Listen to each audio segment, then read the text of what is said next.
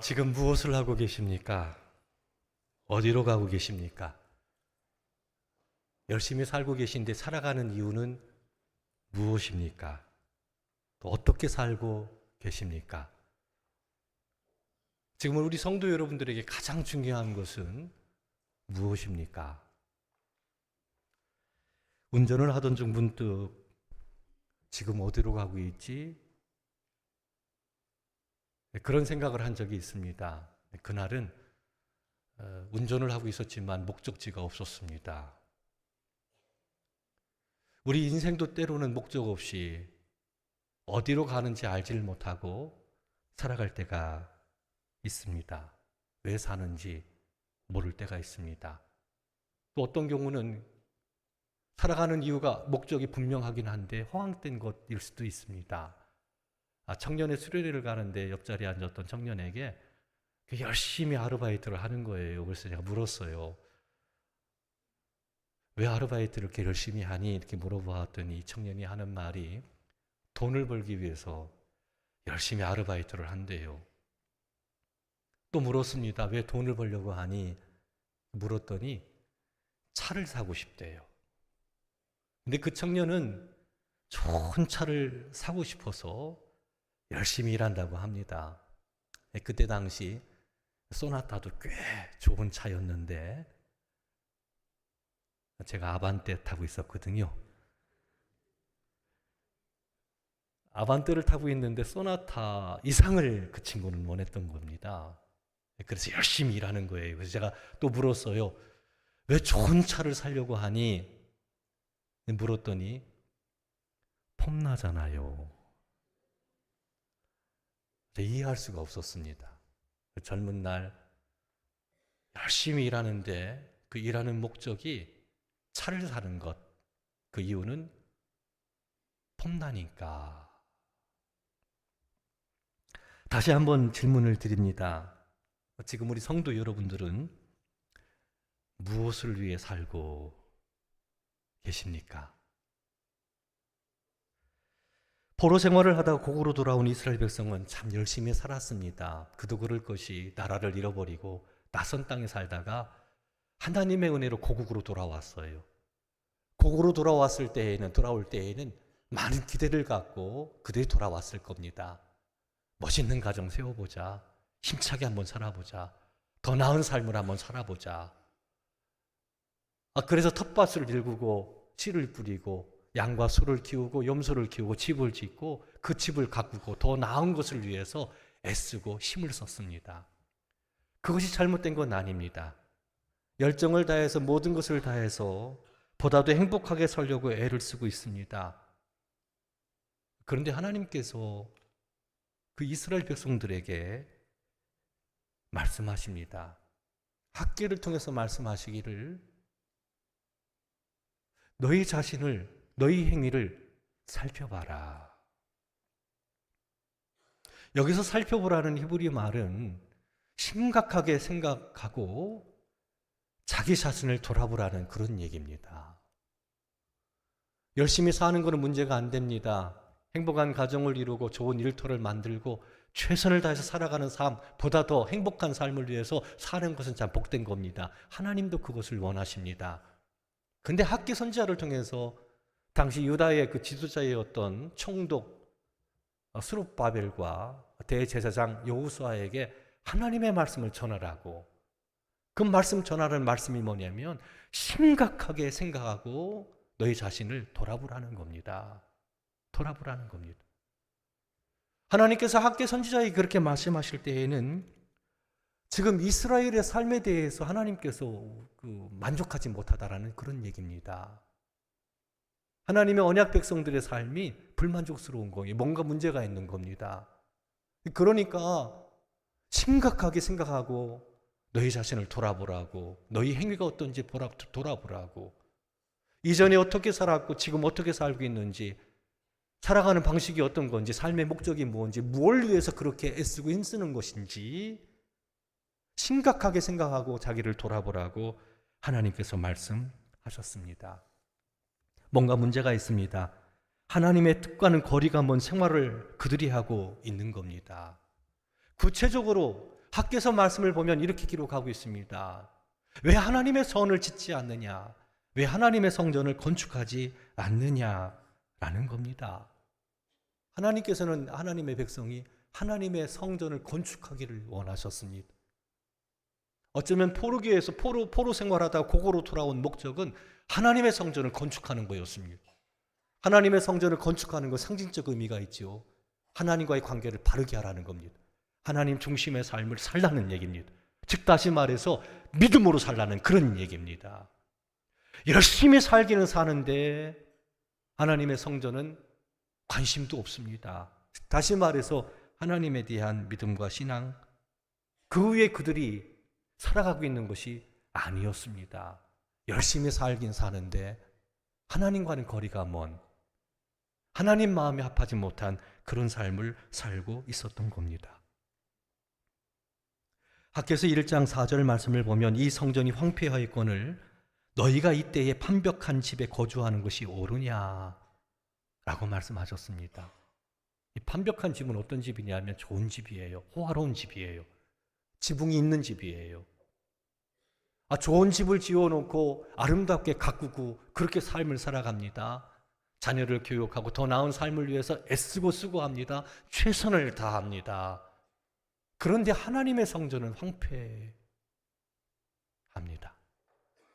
무너져 있습니다. 처음 단독 목회 갔을 때 장마철에 비가 내리면요, 예배당 안에 10가운데서 빗물이 떨어졌습니다.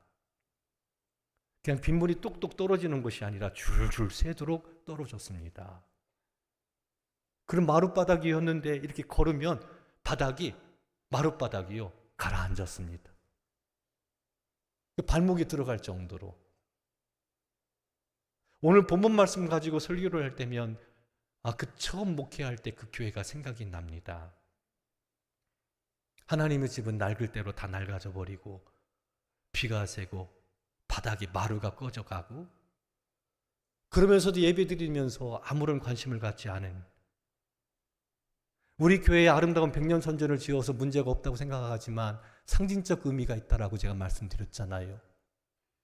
하나님의 일에는 관심이 없고 믿음과 신앙으로 하나님 중심의 삶을 살기보다는 사는 일에 너무 바빠요. 열심히 살긴 사는데 그런데 하나님께서 만족하시는, 기뻐하시는 삶이 아닌 경우가 있다는 겁니다. 판벽한 집과 황폐한 하나님의 성전, 학개 선지자는 그것을 대조하고 하나님의 말씀을 선포합니다. 하나님의 성전을 지으라는 겁니다. 지으라는 겁니다. 왜 이렇게 살고 있는지 너희 자신, 심각하게 너희 자신을 생각해보고 너희 행위를 돌아보라고 말씀하고 있는 걸 볼 수 있습니다. 이스라엘 백성들이 하나님께 범죄해서 나라가 망했잖아요.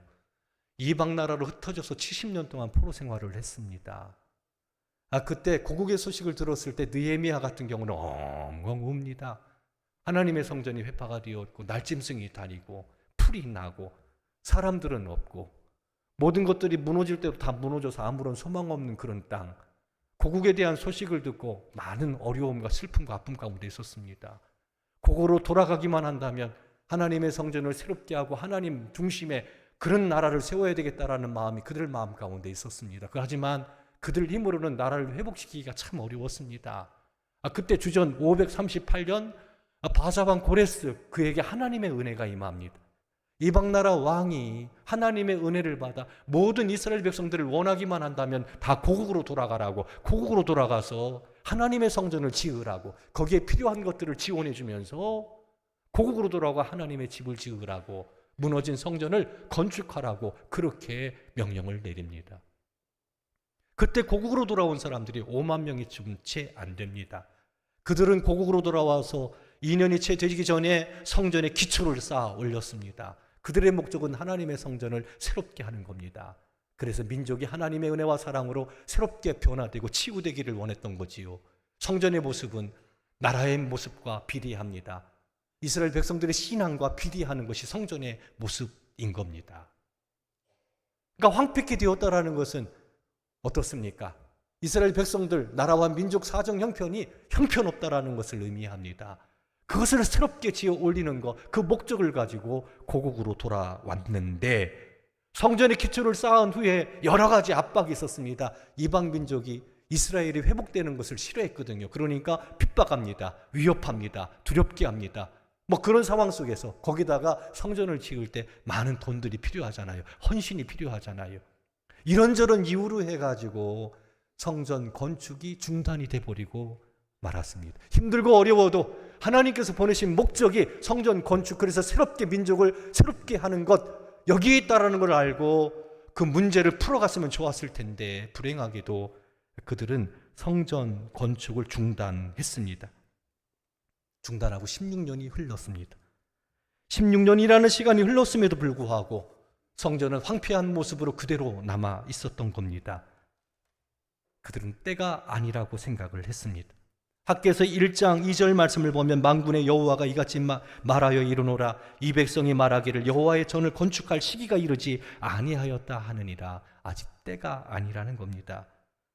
위험스러운 요소가 있다라는 겁니다. 여건이 좋지 않다라는 겁니다. 지금은 성전 건축할 때가 아니라고 그렇게 미뤄두기를 16년이나 지나 버렸습니다.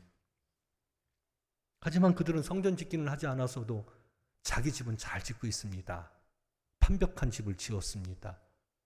나름대로 열심히 최선을 다해서 삶을 살아가면서도 아직 성전을 지을 때는 아니라고 얘기했던 겁니다. 이것이 문제였습니다. 열심히 살긴 사는데 하나님과는 거리가 먼 겁니다. 하나님 뜻과는 거리가 멀었던 겁니다. 그래서 하나님께서는 학개 선지자를 통해서 왜 하나님의 성전을 방치하느냐 그렇게 책망하신 겁니다. 성전의 모습을 봐라. 니들 지금 뭐하고 있니? 열심히 살고는 있긴 한데 도대체 뭐하고 있니? 목적이 뭐니? 어디를 향해 가고 있니? 뭐 그거에 대해서 하나님께서 말씀하시는 겁니다. 이방 사람들은 길을 가다가 성전에 기초만 쌓아지고 황무한 상태로 황폐된 성전의 모습을 보면서 이것이 옛날 솔로몬의 성전이 있었던 자리라고 그러면서 조롱합니다. 여전히 그 모습 그대로 황폐되어 있다라고 조롱하기를 시작했던 겁니다. 성전의 모습은 다시 말씀드립니다. 이스라엘 신앙의 바로미터가 성전의 모습인 겁니다. 그들은 틀어진 삶을 살고 있습니다. 그들의 삶은 틀렸습니다. 그래서 어떤 일들이 벌어집니까? 열심히 일하긴 일하는데 만족이 없습니다. 우리 성도 여러분 그런 적 없나요? 저는 있습니다. 열심히 일하고 열정을 다해 삶을 살아가는데 뭔가 허전한 거, 행복하지 못한 거, 두려운 거, 그런 마음 있지 않습니까? 오늘 말씀을 보면 그들이요 성전 건축은 외면하고 열심히 완벽한 집을 짓고 삶을 살아가는데 그런데 공허합니다. 말씀은 이렇게 얘기합니다. 많이 뿌릴지라도 수확이 적으며 먹을지라도 배부르지 못하며 마실지라도 흡족하지 못하며 입어도 따뜻하지 못하며 그리고 일꾼이 싹쓸 받아도 그것을 구멍 뚫어진 전대에 넣음과 같다라고 이야기를 합니다. 먹는데 배가 부르지를 않아요. 마시는데 흡족함이 없어요. 옷을 입었는데 따뜻하지 않아요. 돈을 벌기는 버는데 항상 없어요. 항상 없어요. 그 이유는 무엇입니까? 하나님의 성전을 짓지 않았기 때문에 그렇습니다. 하나님의 성전을 짓지 않는다라고 다시 말씀드립니다. 하나님과의 관계가 바르게 서 있지 못한 겁니다. 그들은 믿음으로 살지를 못했던 겁니다. 하나님이 우선이지 않았던 겁니다. 열심히 사는 것에 문제는 없습니다. 그렇게 살아야 됩니다. 행복을 위해 살아야 됩니다. 자식들 교육 잘 시켜야 됩니다. 더 나은 집에서 평안하게 사는 것 주님의 뜻이기도 합니다. 하지만 그렇게 살다가 주님을 잃어버리면, 그렇게 살다가 예배를 잃어버리면, 그렇게 살다가 하나님과 함께하는 시간들을 놓쳐버린다면, 하나님의 교회 안에서 봉사하고 섬기고 하나가 되어 사역을 감당하는 것을 잃어버린다면, 많이 뿌릴지라도 수확이 적습니다. 먹을지라도 배부르지 못합니다. 마실지라도 흡족하지 못합니다. 입어도 따뜻하지 못합니다. 버는 것 같은데 항상 마이너스입니다. 학개서 1장 9절 말씀을 보면 이렇게 얘기합니다. 난 만군의 여호와가 말하노라 이것이 무슨 까닭이냐? 이것이 무슨 까닭이냐? 내 집이 황폐하였으되 너희는 각각 자기의 집을 짓기 위하여 빨랐음이라 라고 이야기합니다. 그러니까 하나님의 성전, 하나님의 집을 짓는 것보다 우선인 것이 내 집을 짓는 겁니다. 나의 삶이 우선이 되는 거지요. 우리 그리스도인의 삶은 하나님이 우선이어야 됩니다. 죽은 사람, 죄와 허물로 죽어있던 우리를 살려주시고 새 생명 주신 우리들은 하나님의 영광을 위해서 삶을 살아가야 됩니다. 그렇게 우리를 불러주셨다라는 겁니다. 예수 그리스도를 믿는 이들은 그렇게 늘 고백을 하잖아요. 그런데 어느 순간 살다 보니까 하나님의 일은 제쳐놓고 이 땅에서 삶을 살아가는 일에만 그렇게 열중하며 삶을 살아가는 우리 자신의 모습을 보게 되는 겁니다. 우선순위가 바뀐 겁니다. 삶의 목적이 틀렸습니다. 그 결과 학교는 더 혹독하게 이야기합니다. 하늘은 이슬을 그쳤고 땅은 산물을 그쳤으며 이 땅과 산과 곡물과 새 포도주와 기름과 땅의 모든 소산물과 사람과 가축과 손으로 수고하는 모든 일에 한재가 들었느니라 라고 이야기합니다. 중동 지역은 비가 귀합니다. 그렇기 때문에 농사를 짓기 위해서는 이슬이 절대적입니다. 이슬이 내려야만 농사를 제대로 질 수 있습니다. 비가 부족하기, 물이 부족하기 때문에 그렇습니다. 그런데 이슬이 그치요. 가뭄이 든다는 거예요. 재앙이지요. 이유가 뭡니까? 삶의 우선순위가 바뀌었기 때문에 하나님과의 관계가 틀어지니까 모든 것들이 다 틀어져 버린 겁니다. 땅이 산물을 주지 않습니다. 이 표현은 또 어떻습니까? 손으로 하는 모든 일들이 헛수고가 되고 한재가 들었다고. 가물고 열매가 없는 겁니다. 재앙입니다. 애쓰고 수고하는데 헛수고가 돼버리고 만 겁니다. 하나님의 집은 황폐했는데 각각 자기 집을 짓기에 빨랐기 때문에 그런 결과, 비극적인 결과가 나타난 겁니다. 우리 성도 여러분들은 어떻습니까? 하나님은 한계를 통해서 또 말씀합니다. 너희 자신의 행위를 심각하게 생각하고 돌아봐라. 그리고 산으로 올라가서 나무를 가져다가 성전을 건축하라. 시기가 안 됐다라고 얘기하지 말고 지금 즉시 산으로 올라가서 나무를 가져다가 성전을 건축하라고 강하게 다시 한번 학계를 통해서 명령하시는 것을 볼 수 있습니다. 그리고 이렇게 말합니다. 그러면 내가 너희를 기뻐하리라. 그것이 너희가 나에게 영광을 돌리는 것이다. 산에 올라가서 나무를 가져다가 성전을 건축하면 그러면 내가 너희와 함께 할 거다. 너희가 함께 할 거다. 여러 가지 그 시련이 있잖아요. 이방 민족이 성전 건축 못하도록 해방하잖아요. 함께 하셔서 막아주시겠다라는 겁니다. 우리가 성전을 지을 때 돈이 필요하잖아요. 그렇잖아요. 돈이 없으니까 시기가 안 됐다고 아직 때가 아니다라고 우리는 그렇게 얘기하잖아요. 근데 학교에서 말씀을 보면 하나님 이렇게 말씀하셨어요. 따라합시다. 은도 내 것이고 금도 내 것이고 은금이 하나님의 것이다라는 겁니다. 하나님께서 그렇게 말씀하시는 거예요. 은도 내 것이고 금도 내 것이다. 즉 다시 말해서 무슨 얘기입니까? 성전 건축에 필요한 거 너희들이 내디디면 결단하고 출발하면 시작하기만 한다면 돈도 주시고 함께 하시고 적들은 막아주시고 건축하게 하시겠다라는 겁니다. 여러 가지 시련이 있지만 하나님의 뜻을 알고 그 목적에 따라 순종하라는 얘기입니다. 헌신하라는 얘기입니다. 그러면 하나님께서 은도 내 것이고 금도 내 것이니까 주시겠다라는 거예요. 학교에서 2장 9절 말씀을 보면 내가 이곳에 평강을 주리라 라고 또 약속하십니다. 평안함을 주겠다라는 겁니다.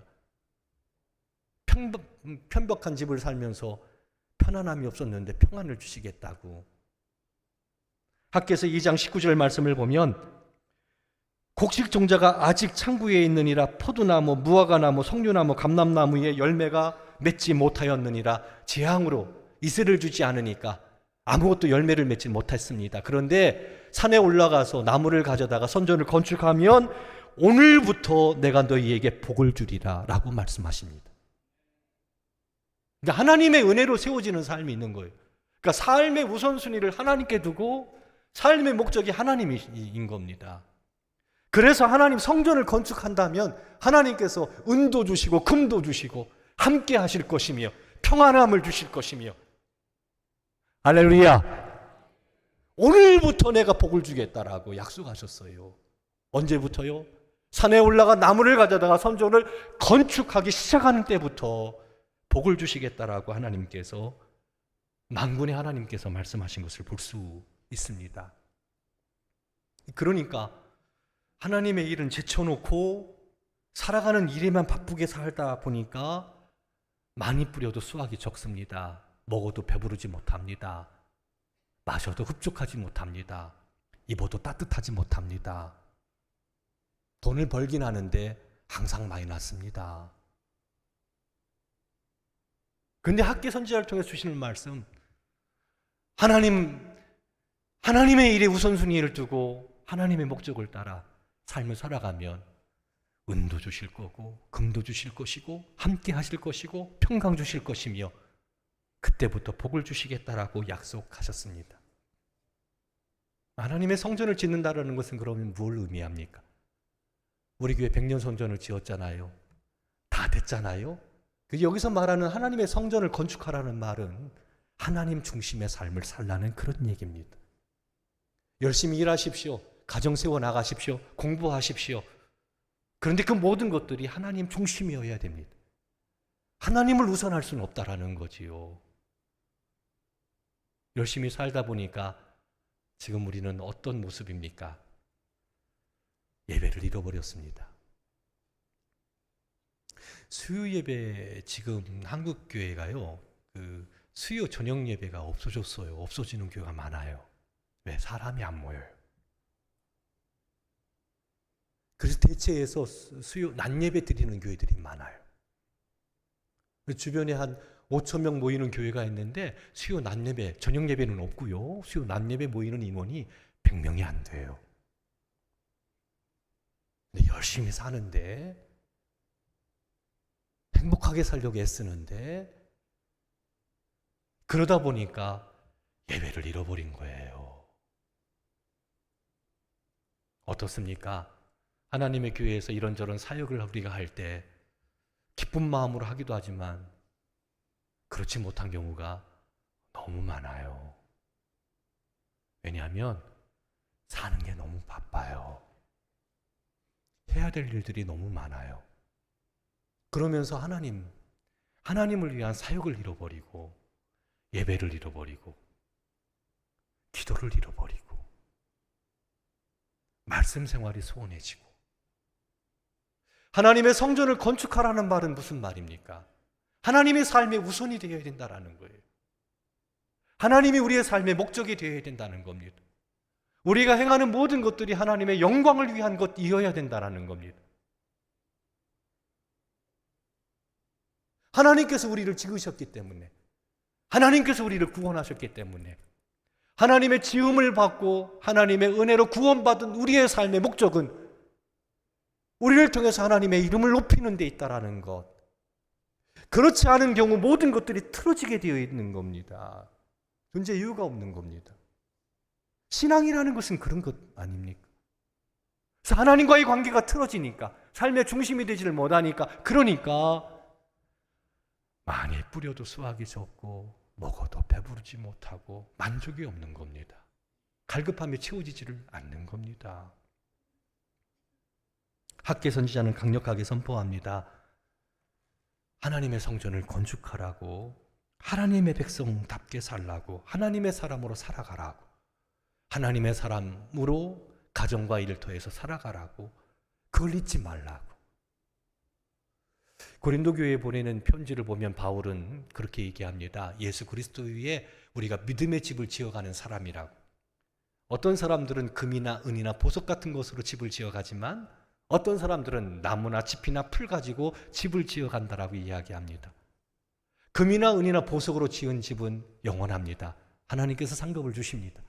나무나 짚이나 풀로 지은 집은 모든 공력이 다 사라지게 되어 있습니다. 아무것도 남는 것이 없다라는 거지요.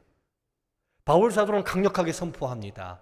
예수 그리스도 안에서 구원받은 우리들 믿음의 집을 잘 지어가라고, 금이나 은이나 보석 같은 것으로 아름답게 집을 세워 올리라고 강력하게 선포하고 있는 걸 볼 수 있습니다. 그것이 우리 행복의 길입니다. 복은 누가 주십니까? 하나님이 주시잖아요. 흔히 우리가 그렇게 얘기하죠. 인간의 생사화 복을 주관하신 분은 하나님이라고 얘기하잖아요. 근데 하나님과의 관계가 바르게 서 있어야 되는 것이요. 그렇다면 하나님을 위한 하나님의 사람으로 살아가는 것이 무엇보다도 우선 되어야 된다는 겁니다. 그래서 학개 선지자를 통해서 말씀합니다. 그렇게 하나님의 성전을 지어나갈 때부터 하나님께서 복을 주시겠다고, 평강을 주시겠다고, 은도 주시고 금도 주시겠다고 풍성케 하신다는, 그래서 하나님의 은혜와 사랑으로 세워지는 삶으로 이끌어 주시겠다라고 약속하셨습니다. 그러므로 사랑하는 성도 여러분, 열심히 사십시오. 행복한 가정 이루십시오. 최선을 다해서 아이들 교육시키십시오. 그런데 예배를 잃어버리지 마십시오. 기도의 골방으로 들어가는 것을 게을리하지 마십시오. 하나님의 말씀을 사모하십시오. 하나님께서 기뻐하시는 전도하는 일에 힘쓰십시오. 귀한 사역 교회 안에서 함께 할 때 우리가 살아가는 이유, 돈 버는 이유와 목적이 어디에 있는지 우린 알잖아요. 하나님이 목적이 되는 삶, 하나님이 우리의 삶의 우선순위에 있어서 그렇게 우리의 삶이 새롭게 가꾸어져 하나님이 주신 은혜와 복으로 함께 하기를 바랍니다. 우리의 몸은 하나님의 성령이 거하시는 전입니다. 성령이 거하는 전입니다.